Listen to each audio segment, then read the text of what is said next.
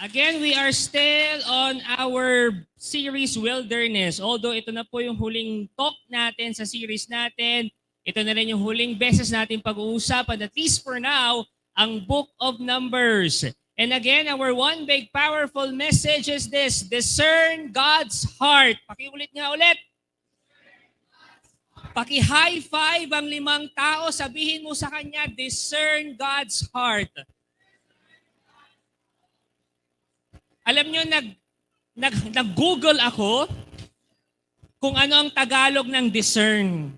So ang mga lumabas, pag-intindi, pag-unawa, pagbatid. Yan. Discern, di ba? Discern God's heart. Ipagpatuloy natin yung binabasa nating kwento sa Book of Numbers. Now, eto na. Habang papasok na sila sa Promised Land, yung tribes of Reuben at Gad, G-A-D, yung tribo ni Reuben at yung tribo ni Gad, G-A-D, gusto nila, instead na yung Promised Land, ang gusto nila yung katabi ng Promised Land. Hindi yung mismong Promised Land. Sabi nila, oy, Moses, ayaw na namin sa Promised Land. Gusto namin yung katabi ng Promised Land. Basahin natin Now the people of Reuben and the people of Gad had a very great number of livestock.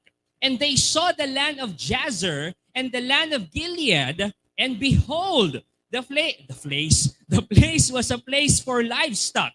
So the people of Gad and the people of Reuben came and said to Moses and to Eleazar the priest and to the chief priests or chiefs of the congregation, sabi nila, if we have found favor in your sight, let this land be given to your servants for possession. Do not take us across the Jordan. Sabi nila, hindi na kami papasok dyan sa Promised Land. Dito na lang kami. Yung 10 tribes, sila na lang sa Promised Land. Sila na lang ang maghati-hati doon. Kami, yung 2 tribes, Reuben at Gad, dito na lang sa tabi ng Promised Land.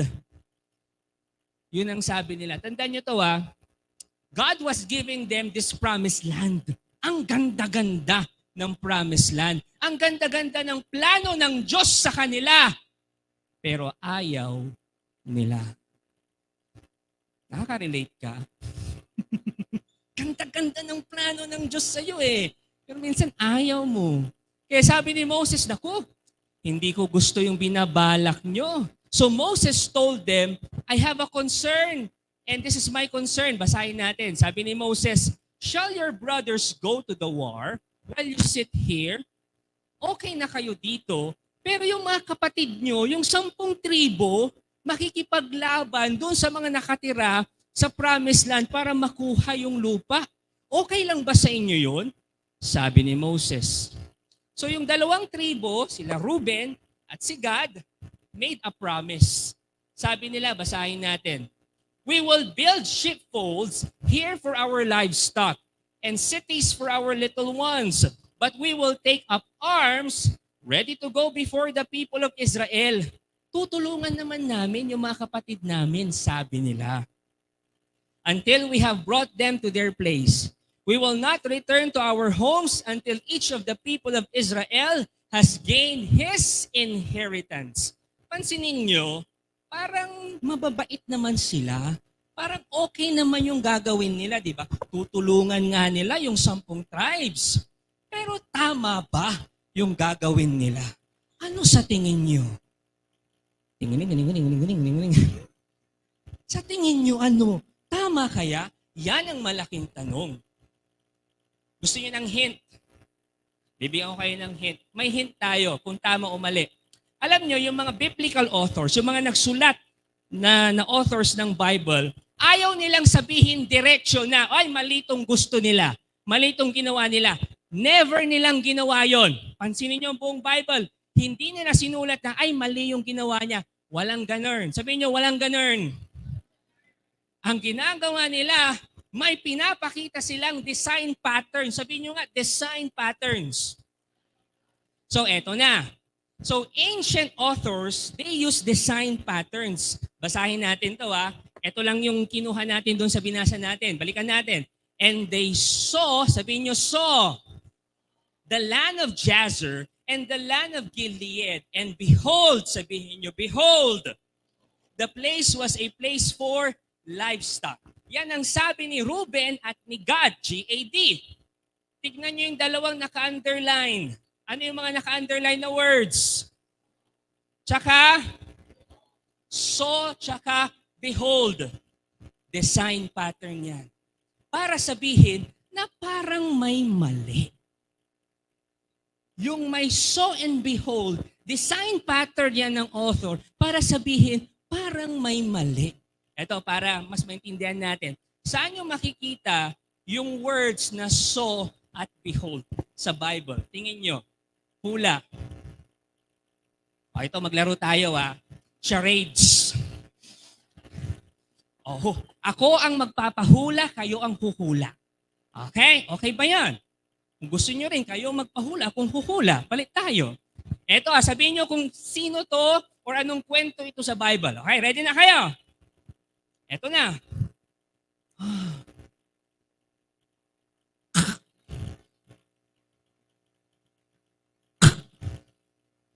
Parang ano lang. Ano yun? Ha?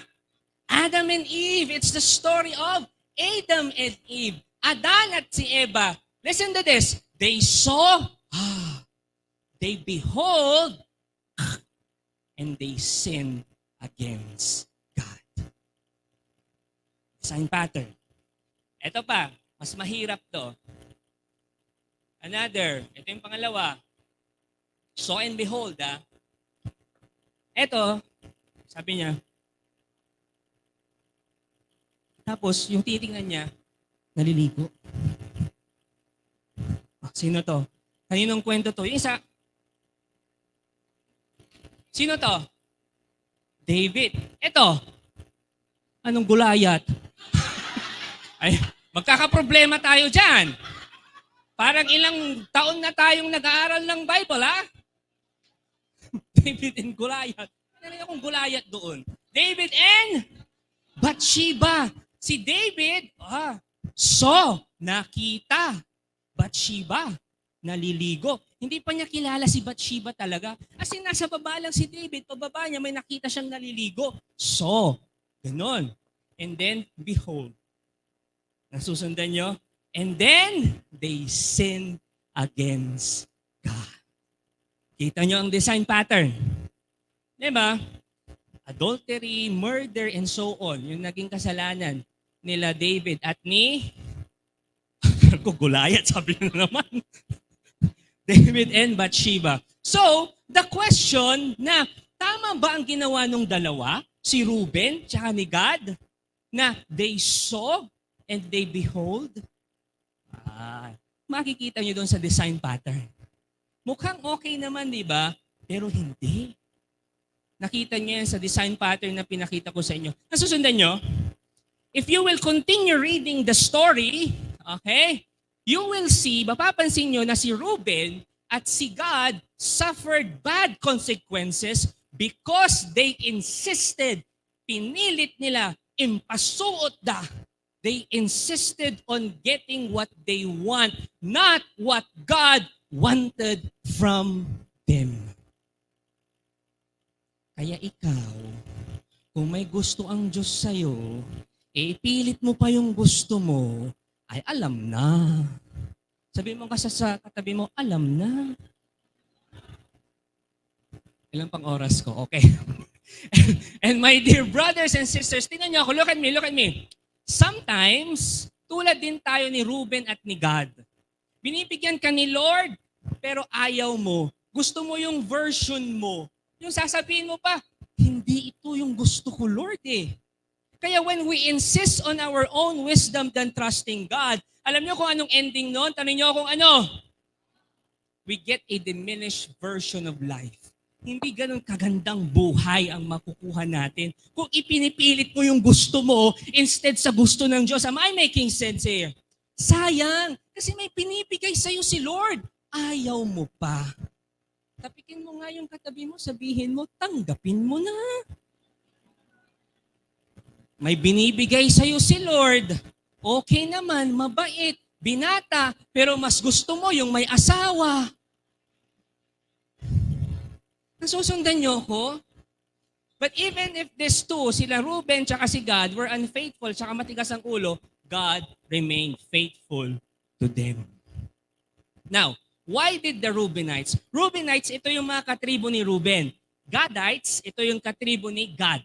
Okay? So why did the Reubenites and the Gadites fail? Bakit sila nag-fail? Tanong niyo kung bakit? Because they came before God with attachments. Pumunta sila sa Diyos na may attachments. Sabihin niyo attachments. May suggestion ako sa inyo. Tanong niyo kung ano. Nabanggit na kanina ni Brother Marlo to. Kilala niyo si St. Ignatius of Loyola, di ba? Si St. Ignatius of Loyola, tinuturuan niya tayo na if we really want to know God's will, ganito dapat ang gagawin natin. We enter into a prayerful decision-making without, sabihin niyo without biases, without attachments. Yung magde-discern ka sa buhay, tapos pupunta ka sa prayerful decision-making moment mo without attachment. Ano ibig kong sabihin? Ganito yon. Meron akong ikukwento sa inyo. Meron isang babae pumunta sa pare. Sabi niya, Father, parang may calling akong magmadre. Nalilito ako. Ano ba, mag-aasawa ako o magmamadre ako? So sabi nung pare, sige, ganitong gagawin natin. Kumuha siya ng ganito, payong. Sabi nung pare, eto, pag natumba dito, magmamadre ka. Pag ito natumba dito, mag-aasawa ka. Ready ka na?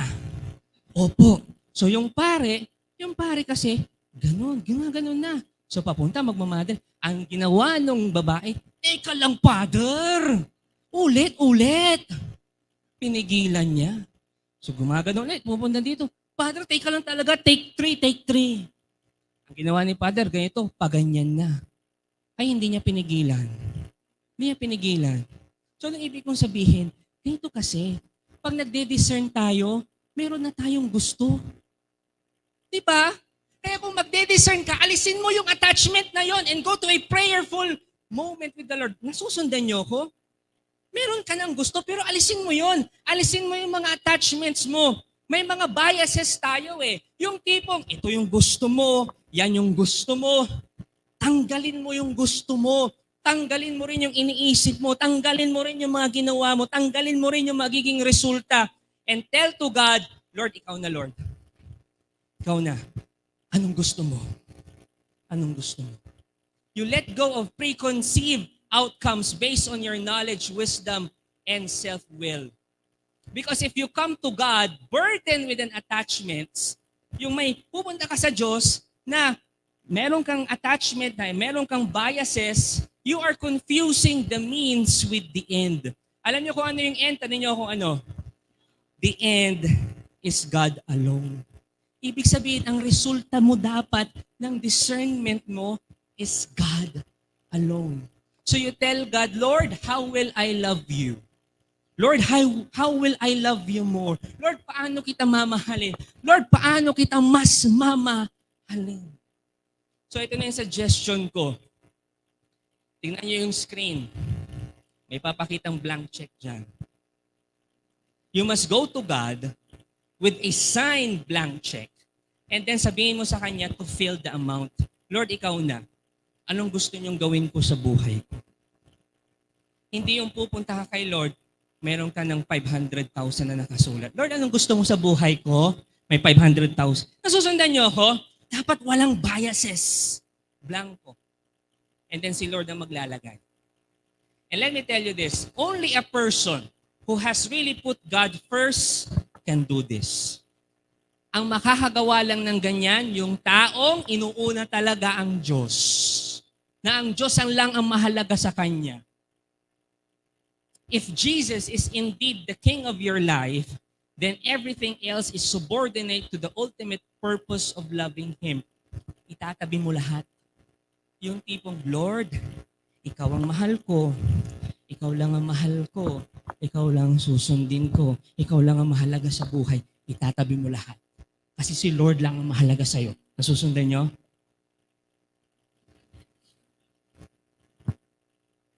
You need to go to God and ask Him, Lord, how will I love you more? Paano kita mas mamahalin? Kilala niyo si Jesus? Bigay ko sa inyong Facebook niya kung hindi niyo kilala. Si Jesus, look at Jesus on the cross. Before siya ipako, He asked that question in the Garden of Gethsemane. Sabi niya, Lord, Father, how will I love you more?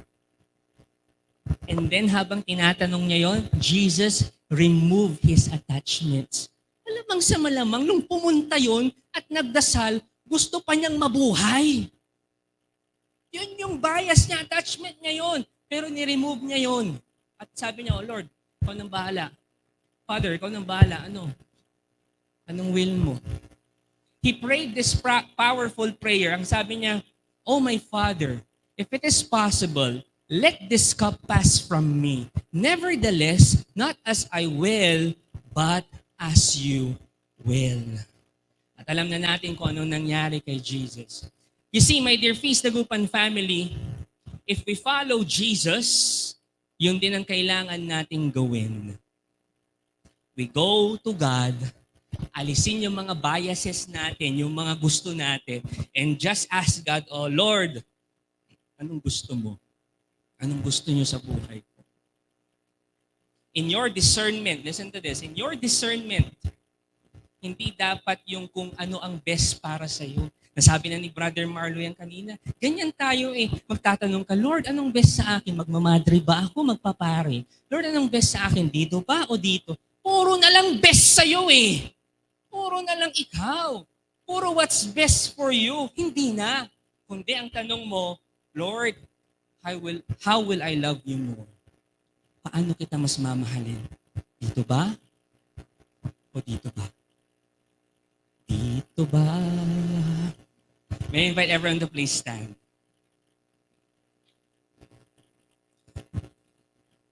Is God speaking to you today?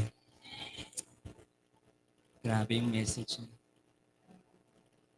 Most of you know my story. Once upon a time, pinangarap ko pong maging pare. Kaya nga po nung high school ako, pumasok ako, trinay kong mag-seminary, pero lumabas din ako. Pangarap ko talaga maging pare. And then, eto na. 10 years, tama ba? 2013, oo. 2013, I was working as a radio DJ sa isang stasyon. And then, bigla-bigla na lang, boom, out of nowhere, parang tinatawag ulit akong magpare. My parents don't know this. Parang tinatawag akong magpare. That time, I had a girlfriend. Pero parang merong tumatawag sa akin na, uy, ituloy mo yung pagpapare. So nalito ako, isip ako, nag-discern ako, quote and quote. Noong mga panahon na yun, parang it took me 1 week. Wednesday, naalala ko. Every 5 p.m. kasi may break ako sa programa ko, sa station. So 5 p.m. Before 5 p.m. pumunta ako ng simbahan. Wednesday, that was Perpetual Health Wednesday. After attending the Mass, wala pa rin. Walang sagot. Punta akong Blessed Sacrament. Nagdasal ako. Walang sagot si Lord. Sabi ko, ano ba Lord? Parang tama ba itong naririnig ko na tinatawag mo akong magpare?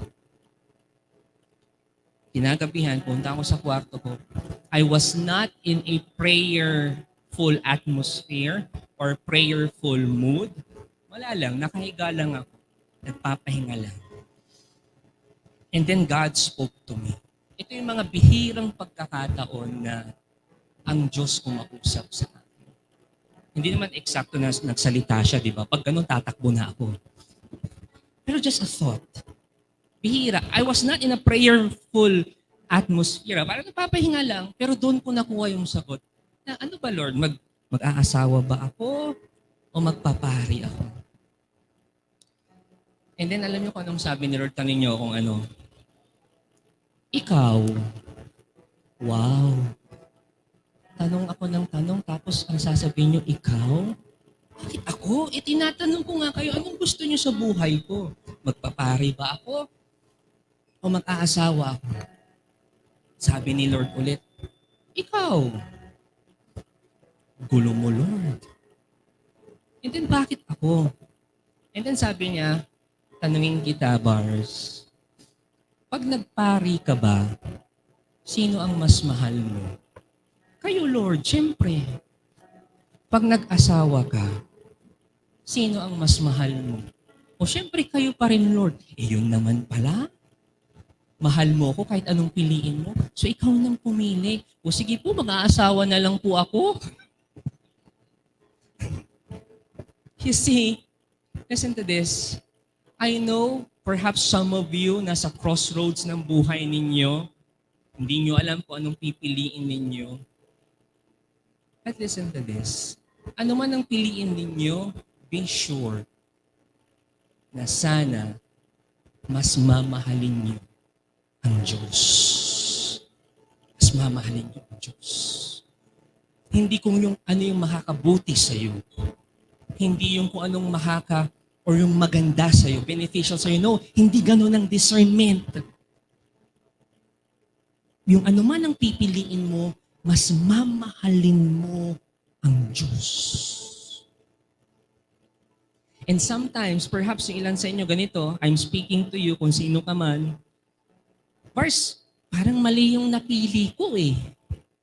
Parang, akala ko yun yung best para sa akin na binibigay ni Lord. Medyo kokontrahin kita ng konti. Hindi porket parang quote-and-quote mali yung pinili mo, yan na yung best. Hindi makitid ang utak ng Diyos. Hindi. Bibigay pa rin niya ang best sa'yo. Bakit? Tanong niyo kung bakit. Alam niyo kung ano ang will ng Diyos sa atin? God's will? Tanong niyo kung ano? To love us more. That is God's will.